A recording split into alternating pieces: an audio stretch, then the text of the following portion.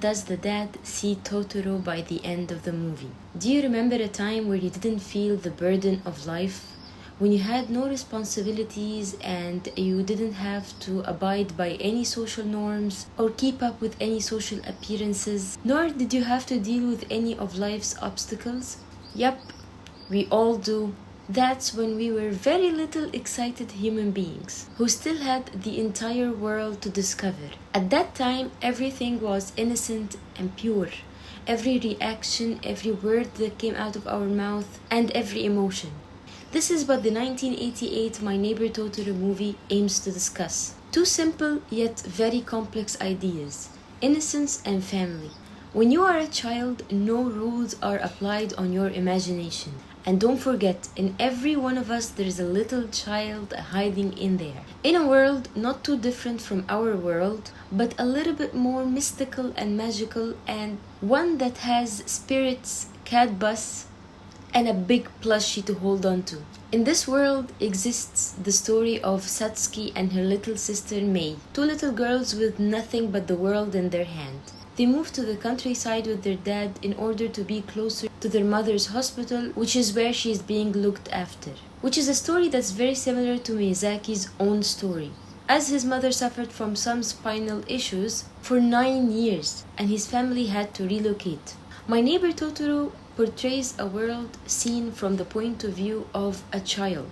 These little two sisters dealing with glimpses of the weight of the adult life, and they are forced to grow up before their time. For example, Satsuki, the elder sister, had to be a maternal figure for her younger sister. You can see it in the way she consoles her, the way she tries to understand what's happening in the adult world, and the way she's protective over her. Yet again, you can still see the child in her. One of the most iconic scenes in the movie takes place when the girls wait for their dad at a bus stop. This scene is the entire essence of the movie. You can see in a graph the way their emotions goes up and down throughout the 7-minute scene. 7 minutes in an hour and a half movie, that's a long runtime for one scene. You can see them fine, excited at the beginning of the scene, casually waiting for their dad. But when one bus comes after the other and their dad doesn't show up, the weight of what goes unspoken is something else. Also, with their mother at the hospital, this is just a lot for two little girls. And the possibility of losing one or two at this very moment of their parents is probably the scariest idea that will ever come to a child's mind. The tension of the scene, the heaviness of the silence, the way the sisters could grasp what's happening, grasps what might happen, combined with the darkness of the night, the heaviness of the rain, you could see how they are slowly but surely losing every bit of hope. And at that dark moment, this is when Totoro appears. The big friendly plushie immediately lightens up the mood. He changes rain from a scary thing into just little puddles that we can jump over. Imagine these heavy feelings that the children are going throughout the entire movie is considered normal things to deal with as an adult. As an adult, you have to endure an insane amount of pressure on a daily basis. You have to keep up with your 9-to-5 job while also maintaining ties with your family, while also maintaining ties with your friends. You have to work out, cook, clean, eat healthy, keep up with your hobbies, learn new hobbies. You also have to save your money, but also manage your financials, and you have to pay rent. And above all, you need time for yourself to chill and reflect in order to grow as a person. Oh my God! How is this considered okay for adults? Imagine that situation in My Neighbor Totoro. Along with all of what I just said, he has a sick wife, he just moved out with two little girls who are unaware yet very curious to what's happening, and he has to take care of them as a single parent. And just like children, we also need outlets for our emotions. Again, another iconic scene in the movie is the thunderstorm scene where Satsuki and Mei's dad notices that his children are scared and he offers them the simplest solution to this problem. Just laugh it off. He taught them the power of laughter. Everybody try laughing. Then whatever scares you will go away. How it can be used to shake off any uncertainty or fear. And because of their dad's advice, when Mei meets Totoro, who is like 300 times her size, she is not afraid to roar back at him when he roars at her. Who are you? A great big soot gremlin?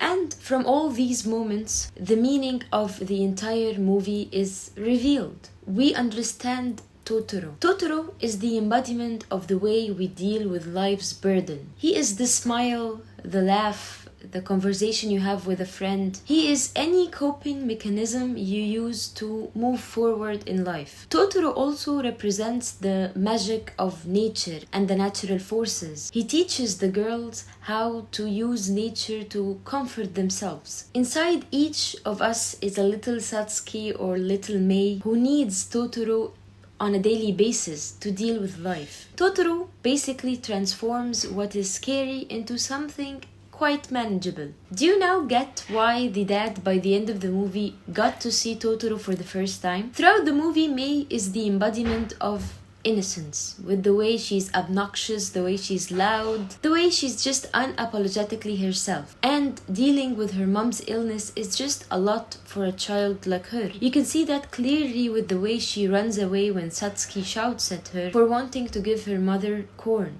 as if that's gonna solve the whole thing. It's not fair! May, we just have to wait a little longer. No! You want her to die, May? Is that what you want? No!